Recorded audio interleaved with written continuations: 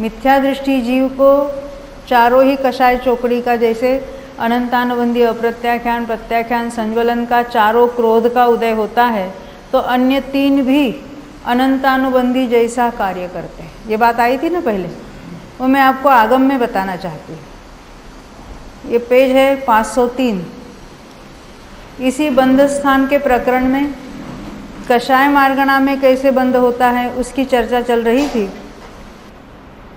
12 कषायों के ने अनंतानुबंधी 4, अप्रत्याख्यानावरण 4 और प्रत्याख्यानावरण 4। स्पर्धक तो सर्वघाती ही है, देशघाती नहीं है।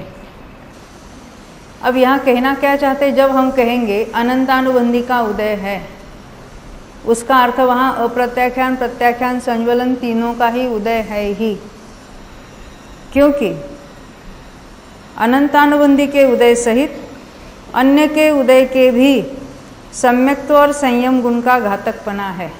अनंतानुबंधी का कार्य क्या है, तो वो संयम का और सम्यक्त्व का घात करता है। जहाँ अनंतानुबंधी का उदय है वहाँ ना संयम है और ना ही सम्यक्त्व है।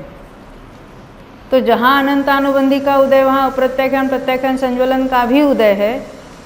तो कहते हैं अनंतानुबंधी सहित अन्य तीन का उदय है, तो अन्य तीन कर्म भी किसका घात कर रहे हैं, सम्यक्त्व का और संयम का।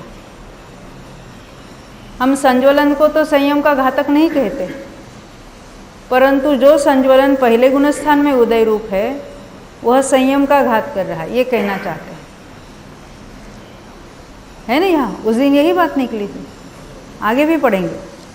उसी प्रकार अप्रत्याख्यान क्रोधादिक में से एक का उदय होते हैं, यानी अप्रत्याख्यान क्रोध या मान या माया या लोभ का उदय होता है, तब प्रत्याख्यानादि दो, यानी प्रत्याख्यान और संज्वलन, उन दो का भी उदय है ही, क्योंकि अप्रत्याख्यान के उदय के साथ उन दोनों का उदय भी देश संयम का घात करता है।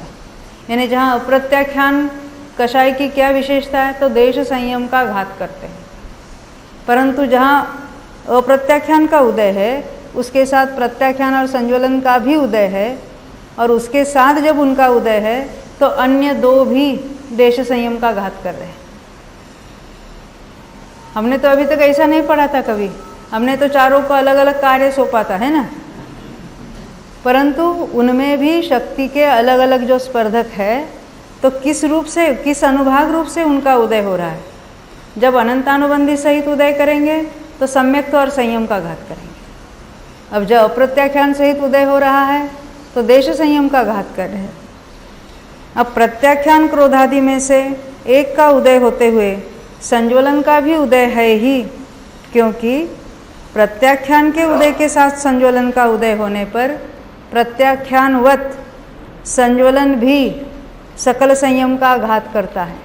नहीं तो यदि हम पूछेंगे संज्वलन का क्या कार्य है, तो कहेंगे वो संयम को होने देता है, परंतु जब प्रत्याख्यान सहित उसका उदय हो रहा है तब वो संयम नहीं होने दे रहा है, क्योंकि वहाँ पर भी वो सर्वघाती का उदय हो रहा है। संज्वलन के जो सर्वघाती स्पर्धक है उनका उदय हो रहा है। मात्र छठे सातवें गुणस्थान में अकेले संज्वलन का जब उदय है तब उनके देशघाती स्पर्धकों का उदय होगा, तब वो संयम का घात नहीं करेंगे। अन्य के साथ जब उदय था तो अधिक तीव्र अनुभाग का उदय था, तब वो संयम का भी घात कर रहे थे। तो पहले गुणस्थान में जब संज्वलन का उदय है तो वो सम्यक्त्व का भी घात कर रहा है। चौथे गुणस्थान में जो संज्वलन का उदय है और अन्य दो का है, तो वो देश संयम का घात कर रहे। ख्याल में आई ना बात, क्योंकि उनमें भी अन्य अन्य अनुभाग वाले वहाँ परमाणु है। केवल संज्वलन का उदय हो तो 504 पृष्ठ,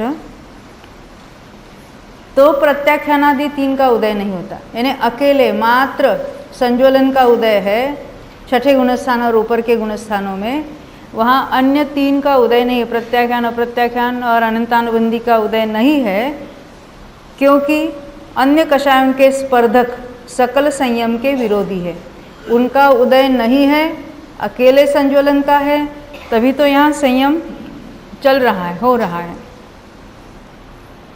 ऐसे अन्य में भी उन्होंने घटित किया है।